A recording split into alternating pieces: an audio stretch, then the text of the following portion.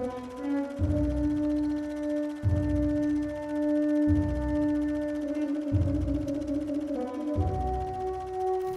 hab die anderen genauso vernichtet. Sie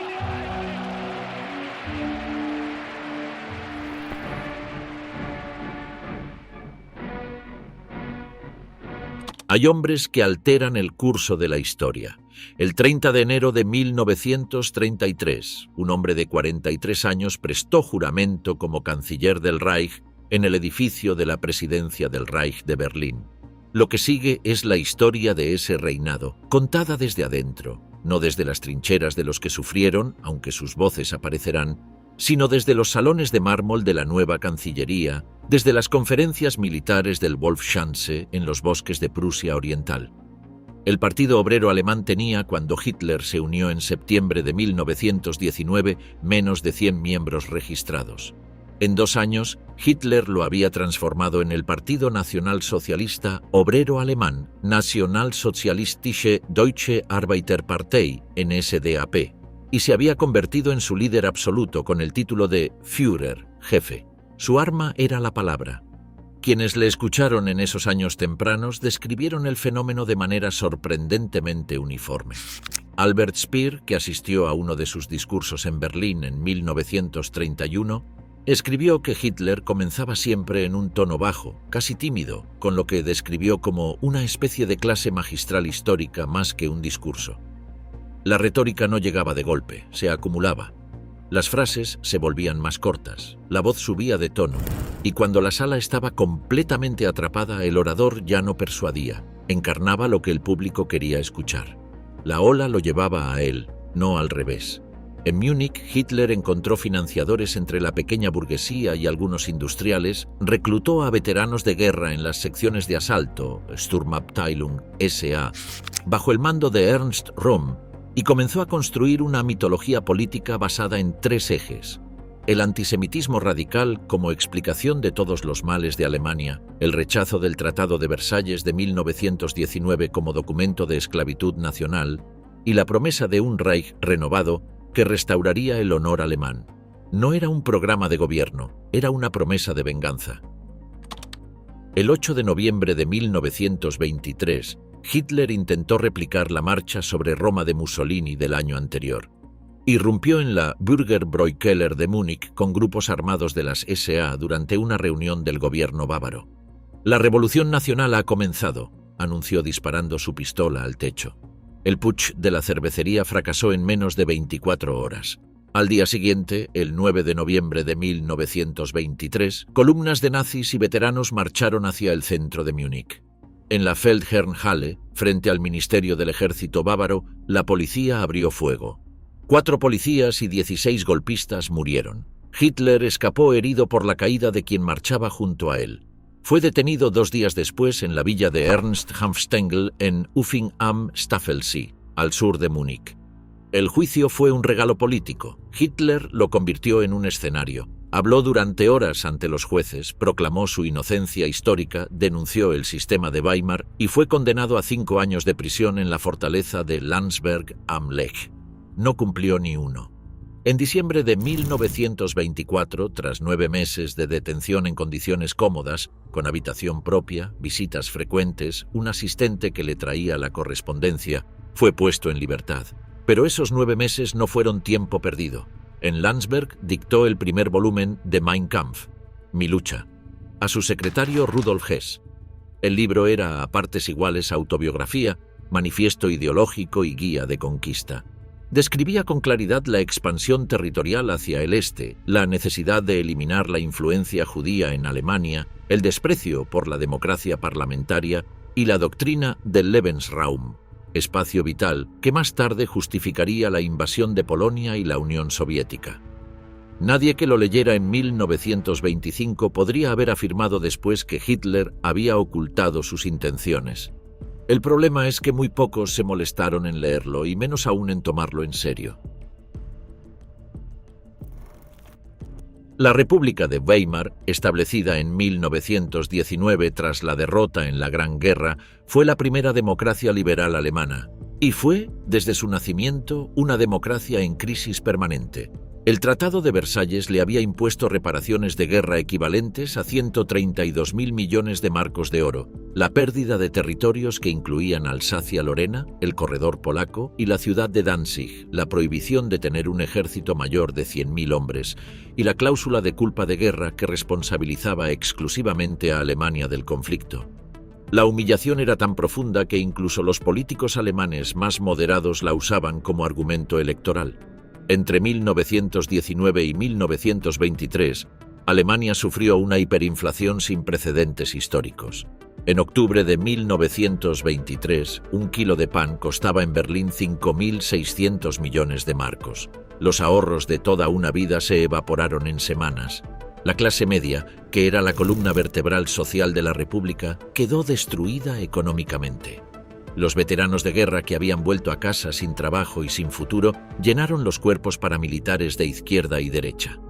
La estabilización llegó a finales de 1923 con la introducción del Rentenmark y los años 1924 a 1929 fueron de relativa prosperidad apoyada por créditos norteamericanos. Pero el 24 de octubre de 1929, la bolsa de Nueva York se derrumbó. El crack del 29 hizo que los bancos norteamericanos retiraran sus créditos de Europa en cuestión de meses. La producción industrial alemana cayó a la mitad. El desempleo, que en 1929 afectaba a 1,3 millones de personas, alcanzó los 6 millones en 1932, aproximadamente el 30% de la población activa. El hambre era visible en las colas de las sopas populares que se extendían por kilómetros en Berlín, Hamburg y Ruhr. Fue en este contexto de catástrofe que el partido nazi encontró su combustible. En las elecciones de septiembre de 1930, el NSDAP pasó de 12 a 107 escaños en el Reichstag, convirtiéndose en el segundo partido más grande del Parlamento alemán. En las elecciones presidenciales de 1932, Hitler se presentó contra el mariscal de campo Paul von Hindenburg, el héroe de la Gran Guerra, y obtuvo el 37% de los votos en la segunda vuelta. En julio de 1932, el NSDAP alcanzó su máximo electoral histórico con el 37,4% de los votos y 230 escaños. Lo que siguió fue una crisis institucional calculada. Los industriales alemanes, aterrorizados por el comunismo y convencidos de que podían contener a Hitler dentro de un gobierno de coalición, empezaron a presionar al anciano presidente Hindenburg para que le nombrara canciller. El 4 de enero de 1933, en la villa de Joachim von Ribbentrop en Dahlem, un barrio residencial de Berlín, Hitler se reunió con el ex canciller Franz von Papen y el banquero Kurt von Schröder. El pacto fue claro: Hitler obtendría la cancillería. El establishment conservador creía que lo controlaría. Franz von Papen le dijo a un colega con confianza que no tenía de qué preocuparse. En 2 meses habremos empujado a Hitler hasta un rincón que chillará.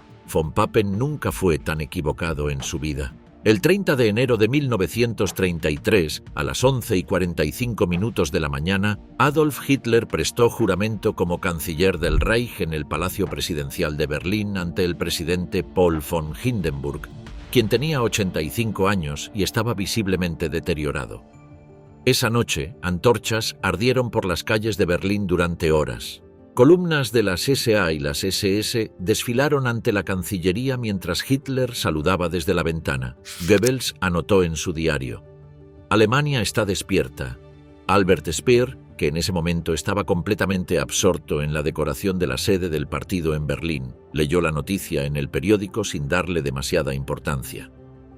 El 30 de enero de 1933, escribe: «Leí sobre el nombramiento de Hitler como canciller, pero por el momento eso no cambió nada para mí. Para Alemania y para el mundo lo cambió todo». El primer acto del nuevo canciller fue pedir la disolución del Reichstag y la convocatoria de nuevas elecciones para el 5 de marzo de 1933. Necesitaba una mayoría parlamentaria que legitimara sus siguientes pasos. Los nazis controlaban el Ministerio del Interior, en manos de Wilhelm Frick, y la policía prusiana, bajo Hermann Göring. Tenían los instrumentos del Estado. La noche del 27 de febrero de 1933 cambió el curso del mes. El edificio del Reichstag ardió. Las llamas saltaban por las ventanas cúbicas del edificio cuando los bomberos llegaron a la Platz der Republik. Un joven holandés llamado Marinus van der Lubbe fue encontrado en el interior con materiales incendiarios. Tenía 24 años, era comunista militante y actuó solo, según todas las investigaciones posteriores. Pero Hitler y Goebbels no esperaron a la investigación. Esa misma noche, reunidos en el lugar del incendio, declararon que era el inicio de un golpe comunista. Göring ordenó arrestos masivos de dirigentes comunistas en toda Alemania esa misma noche. Al día siguiente, el 28 de febrero de 1933, Hindenburg firmó el decreto del incendio del Reichstag, Reichstagsbrandverordnung, formalmente titulado Decreto para la Protección del Pueblo y el Estado. Suspendía indefinidamente los artículos de la Constitución de Weimar que garantizaban la libertad de expresión, de prensa, de reunión y de domicilio. La policía podía detener a ciudadanos sin orden judicial. Las comunicaciones podían ser intervenidas.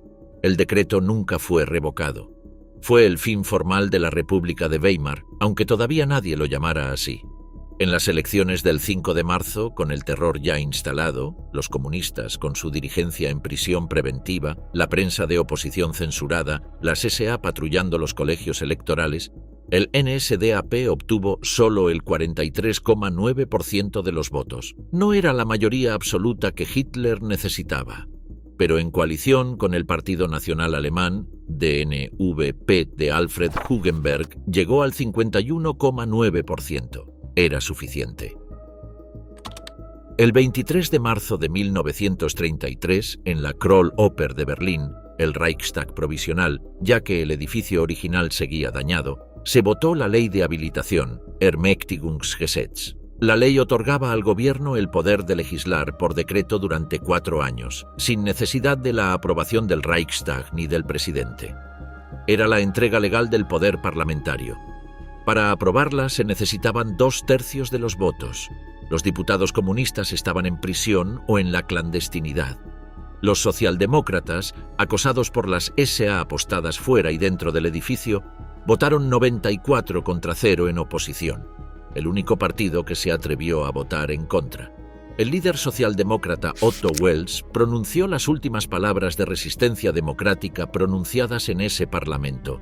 Nadie puede robarnos nuestro honor. La ley fue aprobada por 441 votos a favor y 94 en contra. Los siguientes meses fueron de una velocidad demoledora. El 2 de mayo, todas las organizaciones sindicales fueron disueltas por decreto y sus sedes ocupadas por las SA. El 10 de mayo, en la Opernplatz de Berlín y en otras 23 ciudades alemanas, estudiantes nazis quemaron en hogueras públicas miles de libros. Sigmund Freud, Karl Marx, Erich Maria Remarque, Heinrich Heine, Bertolt Brecht, Magnus Hirschfeld. El filósofo Heinrich Heine había escrito en 1820, donde se queman libros, se acaba quemando a personas también. El 14 de julio de 1933, todos los partidos políticos excepto el NSDAP fueron declarados ilegales.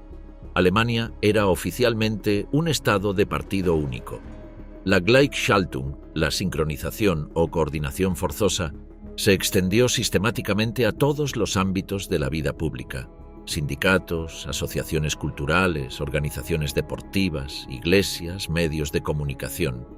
El 1 de abril de 1933, Joseph Goebbels, nombrado ministro de propaganda el 13 de marzo, organizó el primer boicot nacional contra los negocios judíos.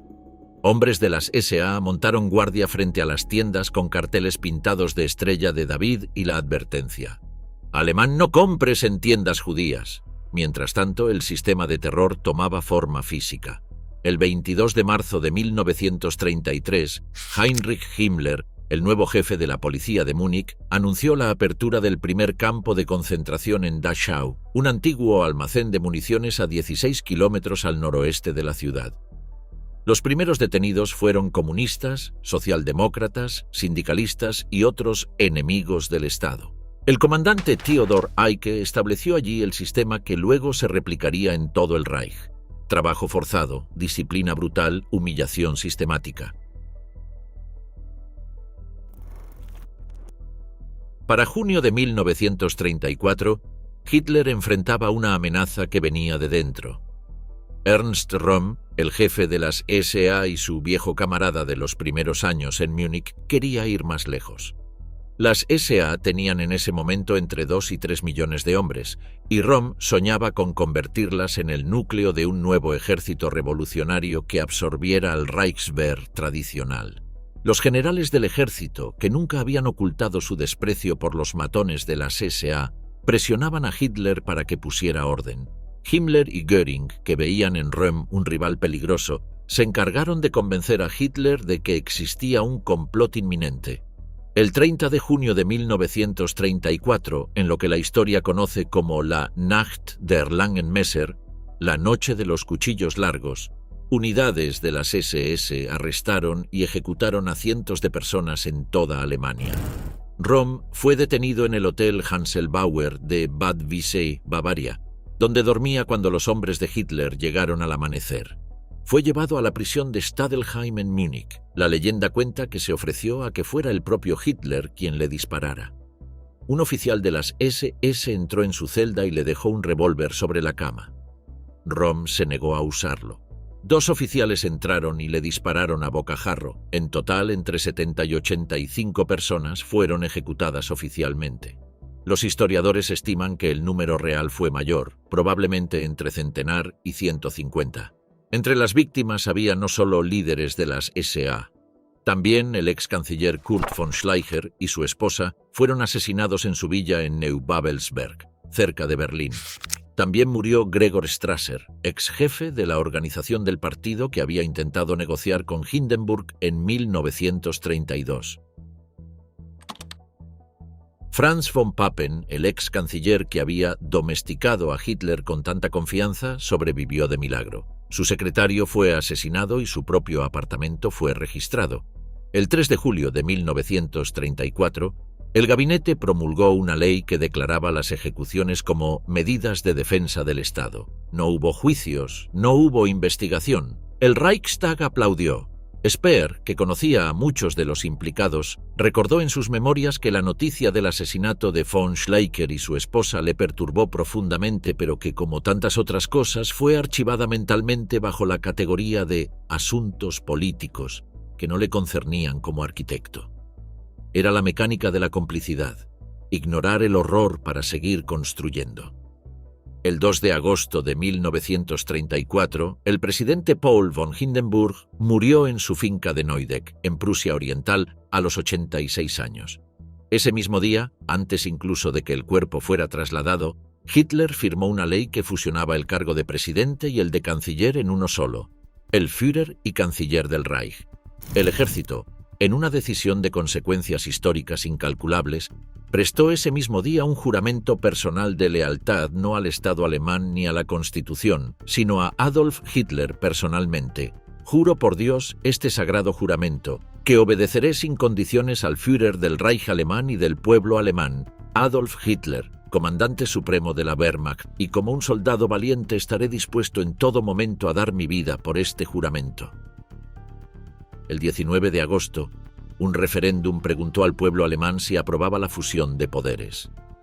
El 89,9% votó que sí. Alemania tenía a su dictador legalmente ungido. Speer describe ese momento como el punto en que la naturaleza del régimen cambió para siempre. Hindenburg había contenido durante demasiado tiempo para la impaciencia de Hitler muchos de sus excesos. El mariscal de campo había representado la última conexión institucional con el orden anterior. Al morir, esa conexión desapareció. Hitler era ahora completamente libre. Quien quiera entender cómo funcionó el Tercer Reich debe entender primero cómo funcionaba el día de Hitler. Porque la forma en que el hombre más poderoso de Europa organizaba sus horas, o más bien la forma en que las desorganizaba, determinó en gran medida los ciclos de furia, expansión y parálisis que caracterizaron el régimen. Hitler era, en lo personal, profundamente bohemio. Se acostaba invariablemente entre las 2 y las 4 de la madrugada, después de interminables proyecciones de películas, veladas musicales con discos de Wagner y opereta, y monólogos que sus subordinados escuchaban en silencio mientras luchaban contra el sueño.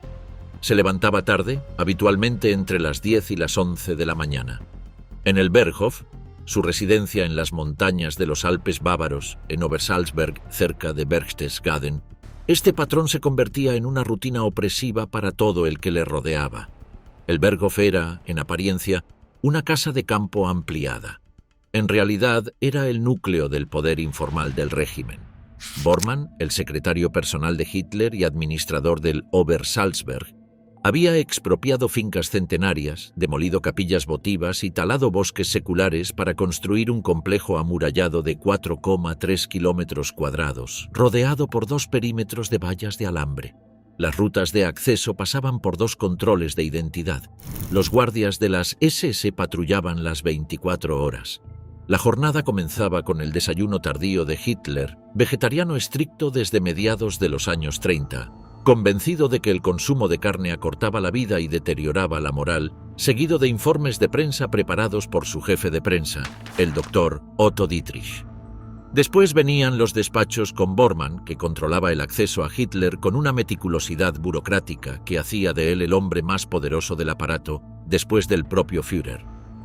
La comida del mediodía era el centro social del día.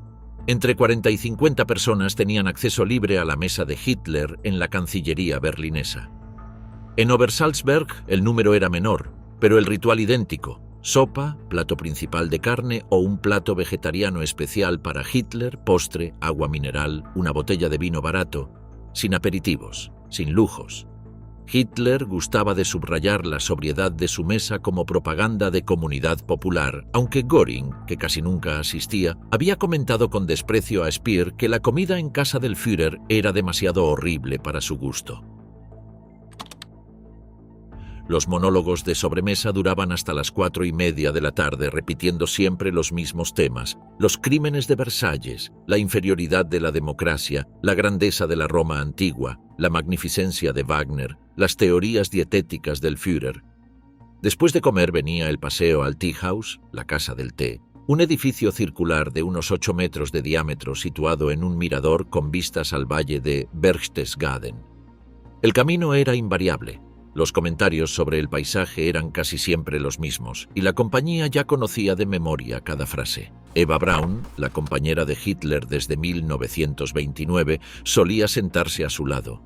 Nadie en el círculo interior ignoraba su relación, aunque Hitler la mantenía con cuidado fuera de la vida pública oficial.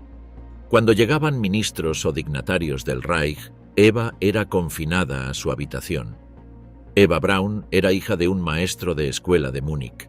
Su padre seguía llevando la vida modesta que correspondía a su posición. Hitler le regalaba de cumpleaños y Navidad joyas de piedras semipreciosas que valían unos pocos cientos de marcos, insultos en forma de bisutería, según escribiría Speer con cierta amargura. Era deportista entusiasta, buena esquiadora, sin ningún interés en la política.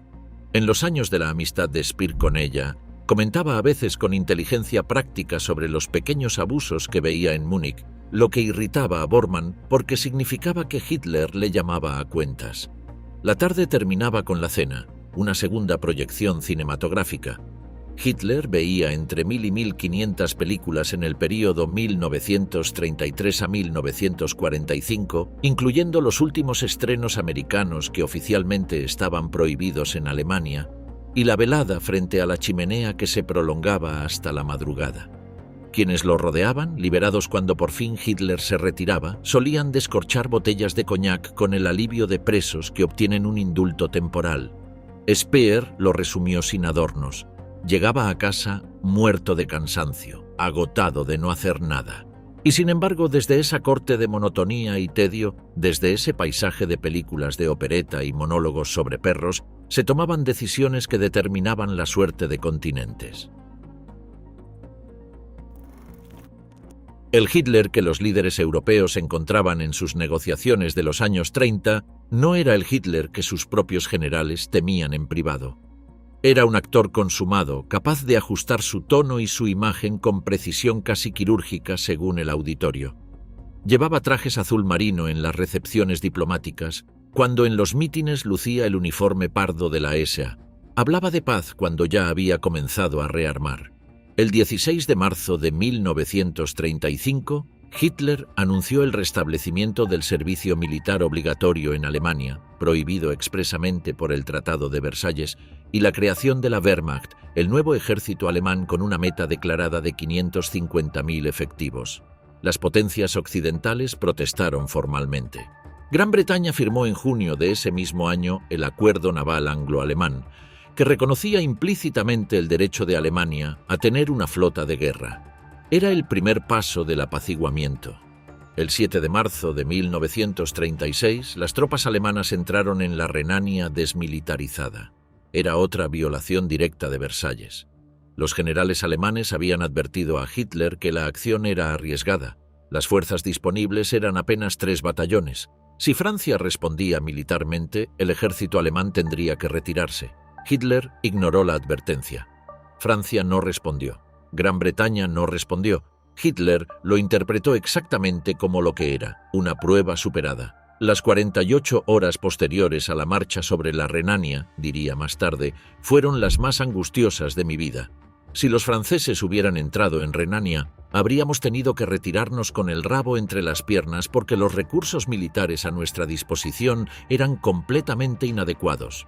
En septiembre de 1935, las leyes de Nuremberg privaron a los judíos alemanes de la ciudadanía del Reich y prohibieron el matrimonio y las relaciones sexuales entre judíos y arios. 500.000 de personas quedaron convertidas de golpe en residentes sin derechos en el país donde habían nacido. La noche del 9 al 10 de marzo de 1938 fue de ópera en Berlín. Speer estaba en casa.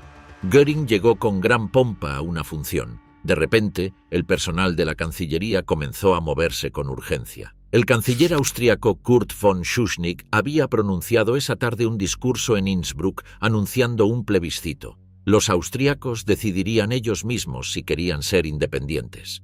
La contraseña que había lanzado al final, «Austriacos, ha llegado el momento», bastó para desencadenar una crisis que Hitler había estado esperando. El 12 de marzo de 1938, las tropas alemanas cruzaron la frontera austriaca, se encontraron con flores y aplausos. Hitler entró en Austria al día siguiente por su ciudad natal, Braunau am Inn. En Linz, donde había pasado su adolescencia, las multitudes le recibieron con una euforia que, según sus propios testimonios, le sorprendió. El Anschluss, la unión de Austria con el Reich alemán, fue proclamado el 13 de marzo. En el referéndum posterior del 10 de abril, el 99,73% de los austriacos votó a favor. El número era probablemente inflado, pero la adhesión real era indudablemente masiva. De regreso a Berlín, Speer le preparó el Estadio del Noroeste para un gran mitin. En Viena, mientras tanto, los nazis procedían con más brutalidad que en cualquier otra ciudad del Reich. Judíos y opositores eran detenidos en las calles, obligados a arrodillarse y fregar aceras con los dientes, mientras las multitudes aplaudían. El embajador americano en Berlín informó a Washington de escenas de una brutalidad medieval que desafiaba la descripción. 6 meses después fue Checoslovaquia. La minoría alemana de los Sudetes, 3 millones de personas en la zona fronteriza occidental del país, proporcionó el pretexto. En septiembre de 1938, durante el Congreso del Partido Nazi en Nuremberg, Hitler interpretó ante cámaras y micrófonos el papel del líder indignado que no podía tolerar más la opresión de los hermanos alemanes en manos de Praga. Era teatro calculado. El objetivo real era la destrucción del Estado checoslovaco. El 29 de septiembre de 1938, en Múnich, los primeros ministros de Gran Bretaña, Neville Chamberlain, Francia, Édouard Daladier, Italia, Benito Mussolini y Alemania firmaron el Acuerdo de Múnich. Checoslovaquia, que no fue invitada a negociar su propio destino, tuvo que ceder los Sudetes al Reich. Chamberlain volvió a Londres agitando el papel del acuerdo ante las cámaras. Paz en nuestro tiempo. Hitler, por su parte, le dijo a sus generales y a Speer en privado que el acuerdo era un fracaso personal. Había querido la guerra. Las potencias occidentales se habían rendido demasiado fácilmente. «Nos han robado nuestra entrada en Praga», se quejó con amargura. El 15 de marzo de 1939, exactamente 6 meses después de Múnich, las tropas alemanas entraron en la capital checa. El presidente Emil Hácha, un anciano abogado de 70 años sin experiencia política previa, había sido llamado a Berlín en plena noche y sometido a una reunión de terror psicológico en la nueva Cancillería que Hitler le había mostrado con orgullo semanas antes. Cuando Hácha mostró signos de querer resistir, tuvo un ataque cardíaco. El doctor Morel, médico personal de Hitler, le inyectó algún estimulante. Hácha firmó la capitulación de su país a las 4 de la mañana. «Le di tan buena paliza al viejo que sus nervios cedieron completamente», contó Hitler a sus allegados más tarde, y estuvo a punto de firmar cuando tuvo el ataque al corazón. En la habitación contigua, Morel le puso una inyección, pero en ese caso funcionó demasiado bien. Hácha recuperó demasiadas fuerzas, se reanimó y ya no estaba dispuesto a firmar, hasta que finalmente le desgasté de nuevo. El 23 de agosto de 1939, el mundo se despertó con una noticia que parecía imposible. La Unión Soviética y la Alemania nazi habían firmado un pacto de no agresión. El pacto Molotov-Ribbentrop incluía un protocolo secreto que dividía Europa Oriental en esferas de influencia. Polonia sería repartida entre los dos países. Los estados bálticos, Finlandia y Besarabia quedarían para la URSS. El camino hacia Polonia estaba despejado. El 1 de septiembre de 1939, a las 4:45 de la mañana, 89 divisiones alemanas cruzaron la frontera polaca en múltiples puntos simultáneamente. El acorazado Schleswig-Holstein, que visitaba el puerto libre de Danzig en visita de cortesía, abrió fuego a las 4:48 sobre las instalaciones militares polacas de la península de Westerplatte. La defensa de Westerplatte, donde 182 soldados polacos resistieron durante 7 días contra fuerzas superiores, se convertiría en símbolo de la resistencia polaca. El 3 de septiembre, Gran Bretaña y Francia declararon la guerra a Alemania. Cuando Ribbentrop le llevó la noticia, Hitler permaneció en silencio durante un momento. Luego se volvió hacia el ministro de Exteriores y le preguntó: «¿Y ahora qué?». La campaña de Polonia duró 28 días. La Wehrmacht utilizó por primera vez a gran escala la doctrina del Blitzkrieg, guerra relámpago, que combinaba carros blindados en cuñas de penetración profunda, apoyo aéreo táctico de la Luftwaffe y motorización de la infantería. La aviación polaca fue destruida en gran parte en tierra en las primeras 48 horas. Varsovia fue bombardeada desde el primer día. El 17 de septiembre, la Unión Soviética invadió Polonia desde el este. El 27 de septiembre, Varsovia capituló. El 6 de octubre, el último ejército polaco en pie depuso las armas. El 5 de octubre, Hitler realizó una visita de 3 horas a la Varsovia devastada. Desfiló por las calles semidestruidas ante columnas de tropas alemanas.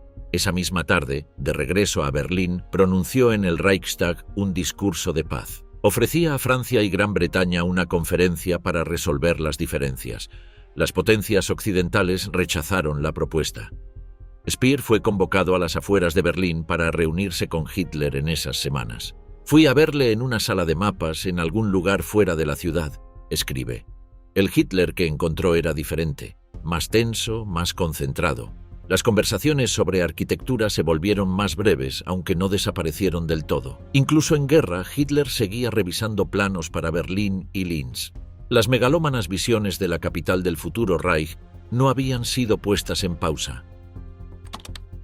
El invierno de 1939 a 1940 fue conocido como la Sitzkrieg, guerra sentada, en el frente occidental. Los alemanes no atacaron, los franceses y británicos tampoco. Ambos lados observaban desde sus líneas. El mundo occidental empezó a preguntarse si habría una guerra de verdad. La respuesta llegó el 9 de abril de 1940. Alemania invadió simultáneamente Dinamarca y Noruega. Dinamarca cayó en 6 horas sin resistencia apreciable. Noruega fue más complicada. Los británicos y franceses intentaron resistir en varios puntos, especialmente en Narvik. Pero el 9 de junio, el rey Haakon VII y su gobierno abandonaron el país. Noruega estaba ocupada. El 10 de mayo de 1940 comenzó la campaña más audaz y decisiva de la guerra. Alemania atacó simultáneamente Holanda, Bélgica y Luxemburgo. Pero el golpe verdadero no vino por donde el alto mando aliado lo esperaba. El Plan Amarillo original era parecido al Plan Schlieffen de 1914, un arco a través de Bélgica y norte de Francia. Pero el general Fritz Erich von Manstein había propuesto una alternativa radical, el Sichelschnitt, el corte de hoz, que enviaba el principal peso blindado a través de las Ardenas, consideradas impasables por los estrategas aliados. Hitler adoptó el plan con entusiasmo. El 12 de mayo, los tanques del general Heinz Guderian cruzaron el Mosa en Sedan. En 3 días habían penetrado 40 kilómetros en territorio francés. En 10 días llegaron al Canal de la Mancha, cortando el frente aliado y cercando a las mejores tropas francesas y al cuerpo expedicionario británico en torno a Dunkerque. Entre el 26 de mayo y el 4 de junio, 338.226 soldados aliados fueron evacuados en la Operación Dynamo. Hitler ordenó detener los tanques durante 3 días críticos, la orden más debatida de la guerra, permitiendo la evacuación que los británicos convertirían en leyenda nacional. El 14 de junio de 1940, las tropas alemanas entraron en París. La ciudad estaba prácticamente desierta. El 22 de junio, en el claro del bosque de Compiègne, en el mismo vagón de ferrocarril donde Alemania había firmado el armisticio de 1918, Francia firmó su capitulación. Hitler bailó una pequeña danza de alegría que fue inmortalizada por las cámaras y luego retocada por el cine de propaganda aliado en un loop que convirtió el momento en grotesca caricatura. El 23 de junio de 1940, Adolf Hitler visitó París durante 3 horas y 16 minutos. La primera parada fue la Ópera Garnier. Un guía de la propia ópera le llevó a los archivos históricos. Hitler sabía de memoria la distribución interna del edificio. Había estudiado los planos arquitectónicos de Charles Garnier durante años. Señaló al guía que faltaba un salón que él recordaba. El guía explicó que el salón había sido eliminado en una remodelación. Hitler asintió con satisfacción. Había estudiado sus planos con tanto cuidado que conocía que ese salón se había perdido. Después fue a los Inválidos, donde contempló el sarcófago de Napoleón. Ordenó que las cenizas del Aiglon, el hijo de Napoleón, fueran trasladadas desde Viena a París para reposar junto a su padre. Fue el único gesto generoso que tuvo jamás con Francia. La Kroll Oper de Berlín celebró el armisticio con una gala. Speer asistió. La atmósfera era de euforia. Alguien le preguntó a Speer si creía que la guerra estaba terminada. «Por supuesto», respondió. «¿Quién puede detenerle ahora?» Hitler había tomado la decisión de atacar la Unión Soviética no en 1941, sino años antes. En Mein Kampf lo había escrito con una claridad que sus diplomáticos occidentales habían preferido no tomar en serio. El destino de Alemania estaba en el este. El Lebensraum, el espacio vital, que la raza germánica necesitaba para sobrevivir y prosperar, estaba en las llanuras de Ucrania, en los campos de trigo del Volga, en los yacimientos de petróleo del Cáucaso. La Unión Soviética era, en la concepción de Hitler, un coloso con pies de barro, un estado judeo-bolchevique que se derrumbaría ante el primer golpe serio. No haremos más que dar una patada a la puerta podrida y toda la estructura se vendrá abajo, dijo a sus generales en febrero de 1941. El plan de operaciones, la Operación Barbarroja, fue aprobado en diciembre de 1940. 3 grupos de ejércitos atacarían en paralelo. El grupo de ejércitos norte hacia Leningrado, el centro hacia Moscú y el sur hacia Kiev y el Cáucaso. El objetivo era alcanzar una línea que iba desde Arkhangelsk en el norte hasta el río Volga en el sur, la llamada Línea AA, antes de que llegara el invierno.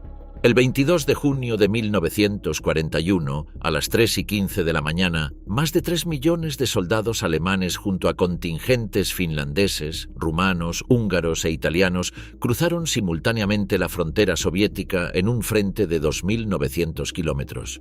Era la mayor operación militar en la historia de la humanidad hasta ese momento. Los primeros días fueron de una eficacia devastadora que confirmó, aparentemente, las previsiones de Hitler. Las fuerzas aéreas soviéticas perdieron más de 2.000 aviones en las primeras 24 horas, muchos de ellos destruidos en tierra. Las unidades blindadas alemanas avanzaron 100, 200, 300 kilómetros en días. Las bolsas de Encirclement capturaban ejércitos enteros. En Minsk, en julio, más de 300.000 prisioneros. En Kiev, en septiembre, más de 650.000. El mariscal de campo Wilhelm Keitel escribió al cuartel general: «La campaña está ganada». Pero la campaña no estaba ganada. El espacio era inmenso, las líneas de suministro se extendían hasta el límite de la ruptura y el Ejército Rojo, al contrario de lo que Hitler había predicho, no se desmoronó. Cada Encirclement producía prisioneros, pero también permitía que nuevas unidades soviéticas se formaran en la retaguardia. Stalin, a diferencia de lo que muchos historiadores sostuvieron durante décadas, no sufrió un colapso personal en los primeros días de la invasión. Se recuperó con rapidez y comenzó a reorganizar la defensa.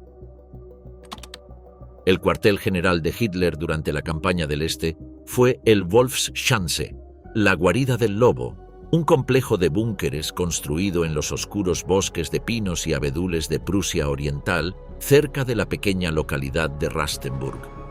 El emplazamiento consistía en 25 búnkeres principales revestidos de hormigón de hasta 8 metros de espesor, distribuidos en 3 zonas de seguridad concéntricas. Los muros transpiraban humedad.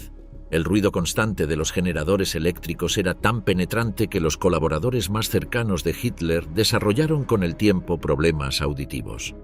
El aire era viciado, la iluminación artificial, el paisaje uniformemente gris a través de los pocos ventiladores que tenían los techos.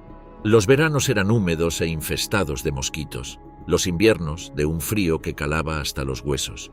En ese ambiente, Hitler comenzó a ejercer un control cada vez más directo y cada vez más dañino sobre las operaciones militares.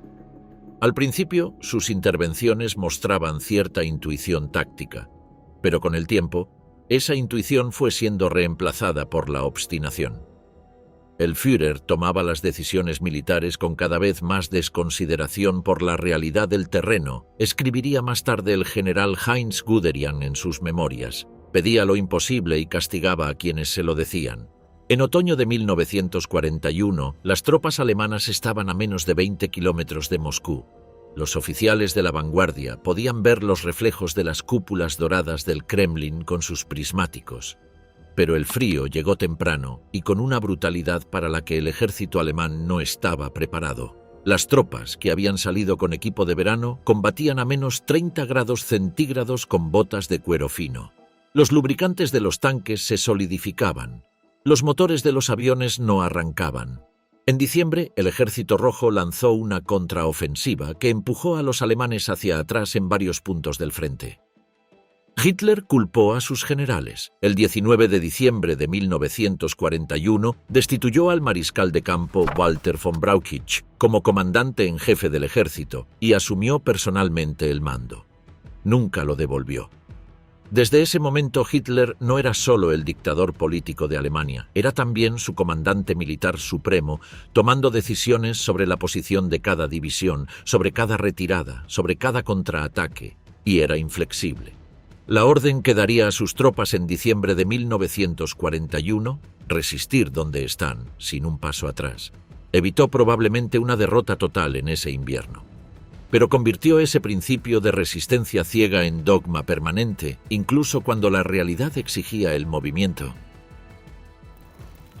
El verano de 1942 trajo nuevas victorias alemanas en el este. Los ejércitos avanzaron hacia el Cáucaso, hacia los campos petrolíferos de Bakú, hacia el Volga. En agosto de 1942, el sexto ejército del general Friedrich von Paulus llegó a las afueras de Stalingrado, la ciudad industrial a orillas del Volga que llevaba el nombre del líder soviético.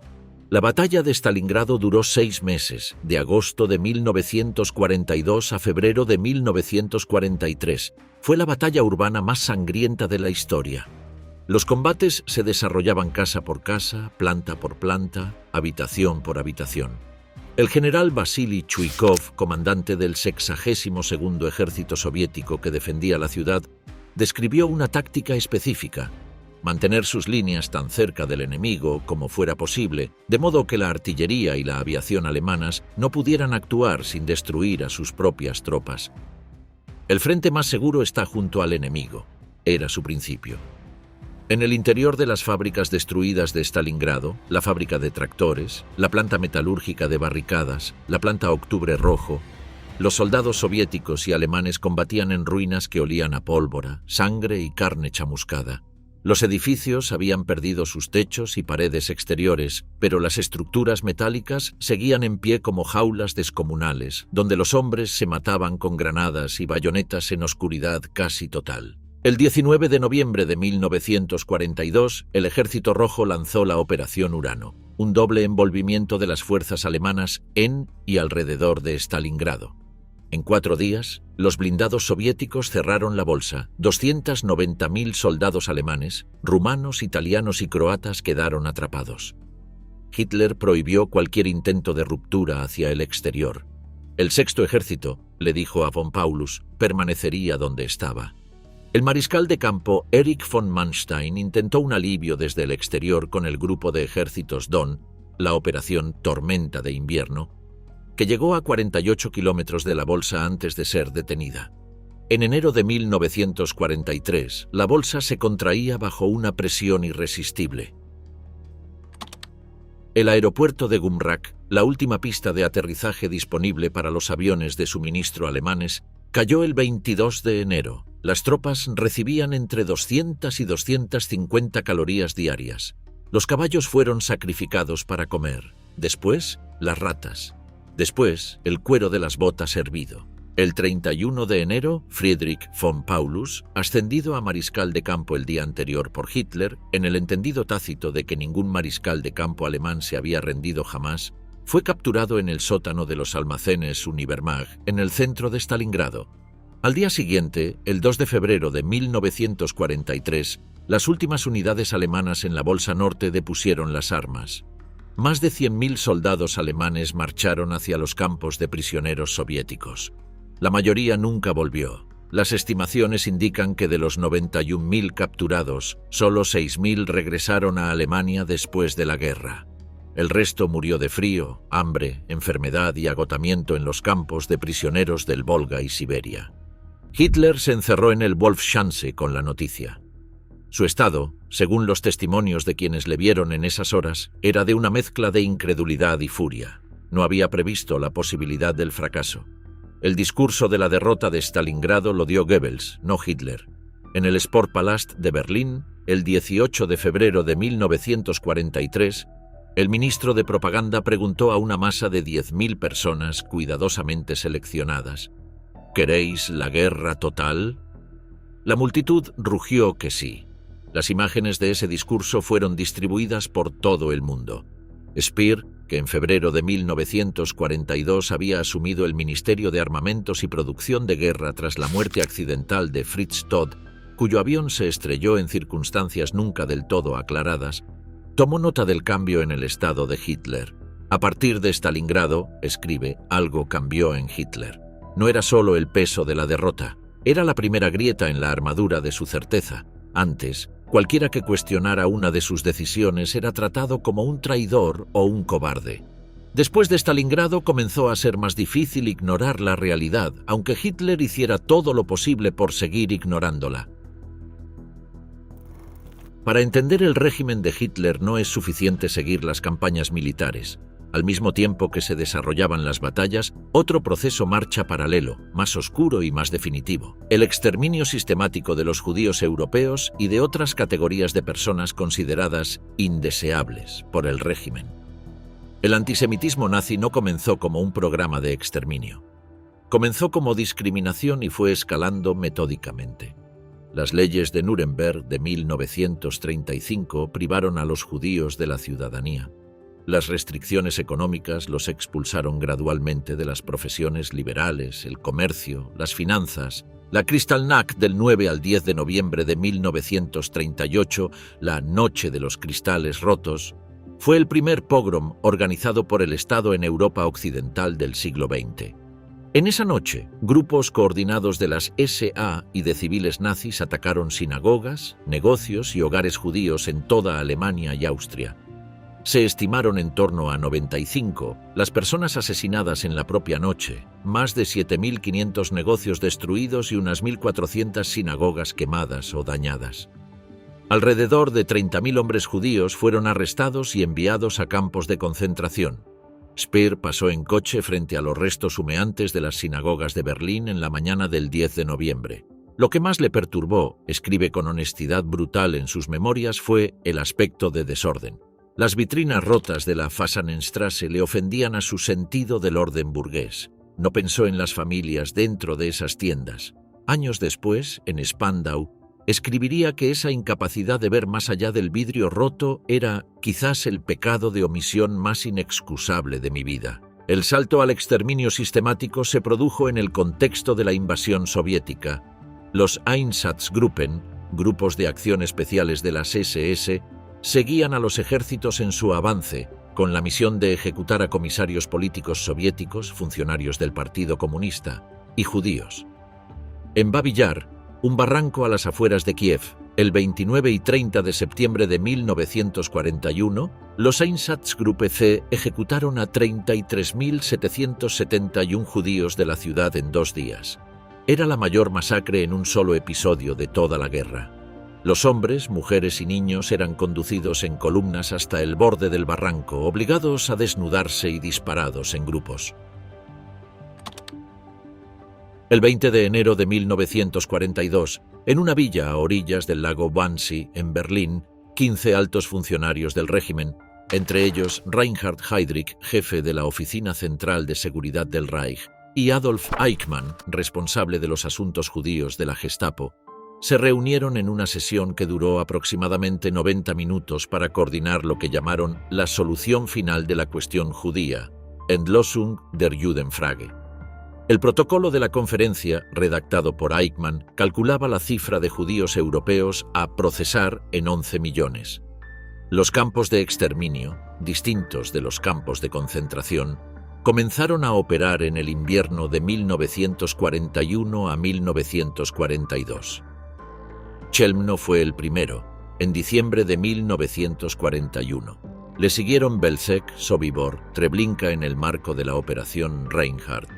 Auschwitz-Birkenau, el más grande de todos, comenzó su función principal de exterminio en la primavera de 1942. A diferencia de los campos de trabajo, que tenían un propósito económico, los centros de exterminio tenían un único objetivo: la muerte industrial de personas en el menor tiempo posible. Los trenes llegaban de toda Europa ocupada. Las víctimas eran seleccionadas en el andén, los capaces de trabajar eran enviados al campo. El resto, ancianos, niños, madres con bebés, enfermos, era conducido directamente a las cámaras de gas. El Zyklon B, un pesticida comercial de ácido cianhídrico, era el agente utilizado en Auschwitz. El Gauleiter Karl Hanke advirtió a Speer en el verano de 1944 que no visitara Auschwitz en ninguna circunstancia y que nunca aceptara ninguna invitación que le llevara allí. Era una advertencia sin explicación. Speer no preguntó. No quiso saber. Preferí no conocer, escribirá décadas después en uno de los párrafos más citados de sus memorias. Lo que podría haber sabido y no quise saber, lo que tenía que haber concluido a partir del poco que sabía, eso fue mi culpa. Entre 1942 y 1945, 6 millones de judíos europeos fueron asesinados. La cifra incluye 3 millones de ciudadanos de Polonia, 1.100.000 de la Unión Soviética, 560.000 de Hungría, 280.000 de Francia, 160.000 de Países Bajos, 65.000 de Grecia. El mayor centro de exterminio individual, Auschwitz-Birkenau, procesó según las estimaciones más aceptadas a entre 1,1 y 1,5 millones de personas. De ellas, más del 90% eran judíos. Cuando Albert Speer llegó al Ministerio de Armamentos el 8 de febrero de 1942, La producción militar alemana era un caos. Fritz Todt, su predecesor, había desarrollado un sistema de comités industriales relativamente eficiente, pero las interferencias de Göring, Himmler, Ley y docenas de otros sátrapas del régimen habían convertido la economía de guerra en una arena de rivalidades personales. Cada caudillo tenía su propio feudo industrial. Speer, con la confianza directa de Hitler que le abría puertas que otros no podían franquear, comenzó a implementar un sistema de responsabilidad industrial propia. Las empresas y sus ingenieros tomarían las decisiones técnicas de producción, liberadas de la burocracia del partido. Los resultados fueron notables. A pesar del bombardeo aliado que se intensificaba mes a mes, la producción alemana de armas no alcanzó su pico máximo hasta septiembre de 1944, casi 2 años después de que Alemania hubiera perdido estratégicamente la guerra. En 1943, la producción de tanques se triplicó respecto a 1941. La producción de aviones de combate aumentó un 228% entre 1942 y 1944. Estos números no son una reivindicación, sino una paradoja. Que la economía de guerra alemana funcionara tan bien, tan tarde, fue en parte lo que prolongó la guerra y multiplicó las muertes. Los bombardeos aliados sobre las ciudades alemanas, Hamburgo, Colonia, Dresde, Berlín, que costaron la vida a entre 300.000 y 400.000 civiles alemanes entre 1942 y 1945, no consiguieron paralizar la producción industrial hasta que los ataques se concentraron en instalaciones específicas: refinerías, plantas de combustible sintético, nudos ferroviarios. El error estratégico fundamental aliado que Speer reconoció en sus memorias de Spandau, aunque tardó años en convencerse de ello, fue no atacar sistemáticamente las refinerías de petróleo y las plantas de combustible sintético desde el principio. Cuando los aliados comenzaron a hacerlo en mayo de 1944 con la operación Point Blank en su fase de combustibles, la Luftwaffe perdió en meses su capacidad de operación normal. Los tanques del frente comenzaron a quedarse sin gasolina. En las conferencias de armamentos con Hitler, que Speer describe con detalle, el Führer exhibía un conocimiento técnico sorprendente de armas específicas, calibres, velocidades de proyectil, resistencia de blindajes. Podía recordar con exactitud las especificaciones de un tanque que había visto demostrado meses antes. Pero ese mismo conocimiento técnico, combinado con su creciente desconexión de la realidad operativa, producía consecuencias catastróficas, ordenaba la producción masiva de armas milagrosas, el avión a reacción ME-262, las bombas V1 y V2, insistiendo en configuraciones que reducían su efectividad militar. El ME-262, que podría haber sido un caza superior a cualquier cosa que los aliados tenían en el aire, fue reorientado por Hitler hacia la función de bombardero, destruyendo gran parte de su ventaja aerodinámica. El 20 de julio de 1944, a las 12:42 de la tarde, una bomba estalló en la sala de conferencias del Wolfschanze durante una reunión de situación. El coronel Klaus von Stauffenberg, oficial de Estado Mayor y uno de los principales organizadores de la conspiración para derribar el régimen, había colocado bajo la mesa un maletín con 2 kilos de explosivo plástico. La explosión mató a 4 de los 20 presentes e hirió a otros 20. Hitler sobrevivió con quemaduras en las piernas, una perforación parcial del tímpano y contusiones en los brazos. La conspiración era la culminación de años de resistencia militar y civil que había incluido a figuras tan diversas como el ex-alcalde de Leipzig, Karl Friedrich Goerdeler, el mariscal de campo Erwin von Witzleben y docenas de oficiales de alto rango convencidos de que Hitler estaba llevando a Alemania al desastre. La Operación Valkyria, el nombre en clave del plan para tomar el control del gobierno después del atentado, falló en parte porque Hitler sobrevivió, en parte porque los conspiradores en Berlín vacilaron en las horas críticas, y en parte porque Goebbels, que estaba en Berlín, reaccionó con una rapidez que los conspiradores no habían anticipado. Speer se enteró de la noticia esa tarde. Fue al ministerio de Goebbels, donde se desarrollaba la contraconspiración. Lo que vio fue a un Goebbels sorprendentemente tranquilo hablando por teléfono, coordinando la respuesta. Unidades de las SS lealistas cercaron los ministerios del centro de Berlín donde los conspiradores habían intentado tomar el control. A medianoche, el teniente general Friedrich Fromm, que había tenido conocimiento de la conspiración pero no se había comprometido con ella, ordenó el fusilamiento sumario en el patio del Ministerio de la Guerra de los principales conspiradores atrapados, von Stauffenberg, el general Friedrich Olbricht y otros 2 oficiales. Fromm esperaba que con ello borrara las huellas de su propia complicidad. No lo consiguió.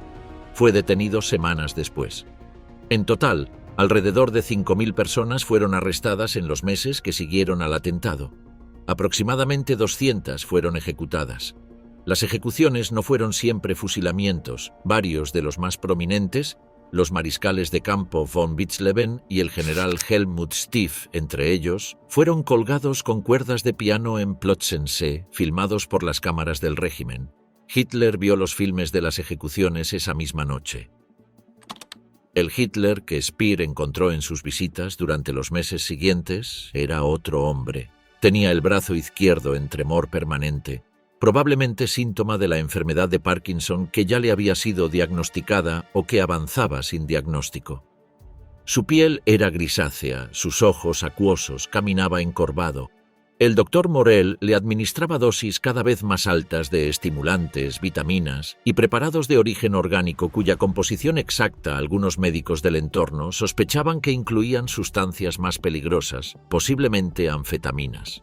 El 16 de diciembre de 1944, Hitler lanzó la última ofensiva alemana importante en el oeste, la Batalla de las Ardenas, conocida por los alemanes como la Operación Herbstnebel, niebla de otoño. 8 divisiones blindadas y 17 de infantería atacaron a través del frente americano en los bosques de las Ardenas belgas, en las mismas montañas que habían servido de eje de ruptura en mayo de 1940. La sorpresa táctica fue completa. En la primera semana, los alemanes avanzaron 85 kilómetros y crearon una cuña profunda en las líneas aliadas, el Bulge o Saliente, que dio nombre a la batalla en la historiografía anglosajona. La ciudad de Bastogne fue rodeada. Cuando el general alemán exigió la rendición al general Anthony McAuliffe, el comandante americano respondió con una sola palabra: ¡tuercas! Pero el tiempo jugaba en contra de Alemania. El cielo despejó el 23 de diciembre y la aviación táctica aliada comenzó a devastar las columnas alemanas. El general George Patton giró el tercer ejército hacia el norte en un movimiento que en cualquier otra guerra habría tardado 2 semanas. Lo realizó en 4 días. El 26 de diciembre, Bastogne fue liberada. El 16 de enero de 1945, la ofensiva alemana fue definitivamente cancelada. Las últimas reservas de blindados y combustible del Reich habían sido quemadas. En enero de 1945, el Ejército Rojo cruzó el Vístula e inundó Polonia. El frente alemán, que 3 semanas antes había estado en las Ardenas, en febrero crujía a 300 kilómetros de Berlín. Los refugiados llenaban las carreteras del este en columnas que el frío polaco de menos 20 grados convertía en marchas de la muerte. Se estima que entre 2 y 3 millones de civiles alemanes murieron en la huida del este durante los primeros meses de 1945. El 16 de enero de 1945, Hitler se trasladó definitivamente a Berlín, a su Führerbunker bajo el jardín de la nueva Cancillería. El complejo era un laberinto de corredores y habitaciones excavado a 6 metros bajo el nivel del jardín, recubierto de hormigón de 4 metros de espesor. El aire llegaba por filtros mecánicos. El sonido del exterior, los bombardeos que sacudían la ciudad, el trueno creciente de la artillería soviética, era amortiguado pero nunca completamente silenciado. Speer visitó el búnker en aquellos últimos meses. Describe una atmósfera de irrealidad sobrecogedora. Las conferencias de situación se celebraban ante mapas donde se movían divisiones que en realidad no tenían más de 100 hombres. Hitler ordenaba contraataques de ejércitos que no existían. El general Gotthard Heinrici, que comandaba el grupo de ejércitos Vístula en los últimos días de defensa de Berlín, recordó que cuando llamaba al Wolfschanze para pedir refuerzos, el Führer le describía la posición de unidades que Heinrici sabía que habían sido destruidas semanas antes. El 30 de marzo de 1945, Speer realizó su última visita al búnker antes del asalto final. Su propósito declarado era salvar a un colaborador. Su propósito real, que reconoció solo años después, era despedirse. Hitler le recibió con una expresión vacía, le estrechó la mano con un gesto ausente y le dedicó unas palabras incoherentes sobre una conferencia que debía celebrarse pronto. No había ninguna conferencia pendiente. Speer se marchó. En el pasillo, Magda Goebbels le tomó del brazo y le suplicó que se quedara. Él siguió caminando. El 30 de abril de 1945, a las 3:30 de la tarde, Adolf Hitler se disparó en la sien derecha con su pistola Walter PPK en su habitación del búnker mientras simultáneamente ingería una cápsula de cianuro. Eva Braun, con quien se había casado en una breve ceremonia en la madrugada del 29 de abril, murió por el cianuro. Los cuerpos fueron transportados al jardín de la Cancillería, donde en una zanja empapada de gasolina y azotada por el fuego de artillería soviético fueron quemados durante varias horas. No quedó nada identificable. El mismo día, en Milán, el cadáver de Benito Mussolini, ejecutado por partisanos italianos el día anterior, era colgado cabeza abajo de un andamio en la Piazzale Loreto, la misma plaza donde los fascistas habían exhibido públicamente los cuerpos de partisanos ejecutados meses antes. El 7 de mayo de 1945, el general Alfred Jodl firmó en Reims, Francia, la rendición incondicional de todas las fuerzas armadas alemanas. El 8 de mayo fue ratificada en Berlín ante los representantes de las 4 potencias aliadas. La guerra en Europa había terminado. El 20 de noviembre de 1945 comenzó en el Palacio de Justicia de Nuremberg el mayor juicio de la historia moderna. 24 dirigentes del régimen nazi, los que habían sobrevivido, Hitler, Himmler, Goebbels y otros se habían suicidado, se sentaron en el banquillo acusados de crímenes contra la paz, crímenes de guerra y crímenes contra la humanidad, una categoría jurídica que en sus términos modernos fue en gran parte definida en ese proceso. El 1 de octubre de 1946, el tribunal pronunció sus sentencias. 12 acusados fueron condenados a muerte: Joachim von Ribbentrop, Alfred Rosenberg, Ernst Kaltenbrunner, Hans Frank, Wilhelm Frick, Julius Streicher, Fritz Sauckel, Wilhelm Keitel, Alfred Jodl, Arthur Seyss-Inquart y, en ausencia, Martin Bormann. Göring fue condenado a muerte, pero se suicidó la noche anterior a la ejecución con una cápsula de cianuro que había ocultado durante el proceso. Las ejecuciones del resto tuvieron lugar en la madrugada del 16 de octubre de 1946. Speer fue condenado a 20 años de prisión.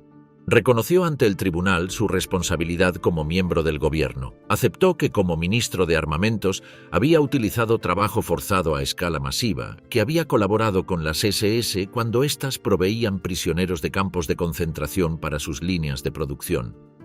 Los jueces soviéticos votaron por la pena de muerte.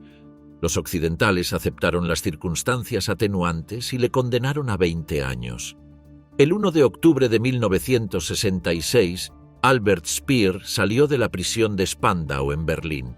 Había cumplido cada día de su condena. Con él salió también Baldur von Schirach, el ex jefe de las Juventudes Hitlerianas, también condenado a 20 años. El almirante Karl Dönitz, condenado a 10 años, había salido en 1956. Speer publicó sus memorias en 1969. Vendió millones de copias en todo el mundo. Murió el 1 de septiembre de 1981 en Londres, donde había acudido para una entrevista de la BBC. Tenía 76 años. Rudolf Hess, que había volado misteriosamente a Escocia en mayo de 1941 en un intento de negociar una paz separada y que fue condenado en Nuremberg a cadena perpetua, permaneció en Spandau como único prisionero durante los últimos 20 años de su vida. Murió el 17 de agosto de 1987, a los 93 años, aparentemente por suicidio, aunque la familia insistió siempre en que fue asesinado. Eso duró el régimen que Hitler había prometido sería milenario. 12 años en los que Alemania, una de las naciones más cultas y tecnológicamente avanzadas de la historia, fue convertida en el instrumento de la barbarie más sistemática del siglo XX. Las cifras finales son insuficientes para describir lo que ocurrió, pero son necesarias. 60 millones de muertos en la Segunda Guerra Mundial en total. 20 millones de ciudadanos soviéticos, 6 millones de polacos, de ellos 3 millones de judíos, 6 millones de judíos europeos en total, exterminados en un proceso burocrático de industrialización del crimen que no tenía precedente en la historia humana. 750.000 civiles alemanes muertos en los bombardeos aliados, millones más muertos en la huida del este, en los campos de prisioneros de guerra, en las epidemias y el hambre que siguieron al final. Pero detrás de esas cifras hay otro tipo de daño, más difícil de cuantificar. El daño que hace a una sociedad cuando aprende que el Estado puede ser un instrumento de exterminio. El daño que hace a una cultura cuando sus artistas, sus científicos, sus pensadores son asesinados, exiliados o silenciados. El daño que hace a un pueblo cuando le enseñan a obedecer sin preguntar, a mirar hacia otro lado cuando la barbarie ocurre frente a sus ojos. Albert Speer, reflexionando en su celda de Spandau sobre el sistema en el que había sido pieza clave, llegó a una conclusión que todavía resuena. Hitler fue posible no a pesar de la modernidad, sino gracias a ella. La técnica sin ética, la eficiencia sin humanidad, la obediencia sin consciencia, esas son las herramientas con las que se construyó el Tercer Reich. Y esas herramientas siguen existiendo.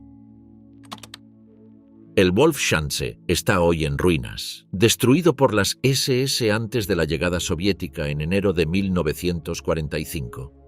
Las plantas de hormigón yacen volcadas entre los árboles cubiertas de musgo. El Berghof fue bombardeado por la RAF en abril de 1945 y demolido por las fuerzas americanas en 1952 para que no se convirtiera en lugar de peregrinación. La nueva Cancillería fue demolida por los soviéticos entre 1945 y 1950. El mármol de sus paredes fue a parar al monumento soviético de guerra en el parque Treptower de Berlín. De los grandes edificios del Tercer Reich sobrevive poco. Algunos edificios del partido en Nuremberg permanecen convertidos en museo de documentación. El Estadio Olímpico de Berlín, que Speer rediseñó para Hitler en 1935, fue sede de la Copa del Mundo de Fútbol de 2006. En Dachau, el primer campo de concentración, existe desde 1965 un memorial. En Auschwitz-Birkenau, el mayor campo de exterminio de la historia, las ruinas de las cámaras de gas, voladas por las SS antes de la liberación en enero de 1945, permanecen tal como las dejó la explosión. Se conservan como testimonio de lo que fue posible,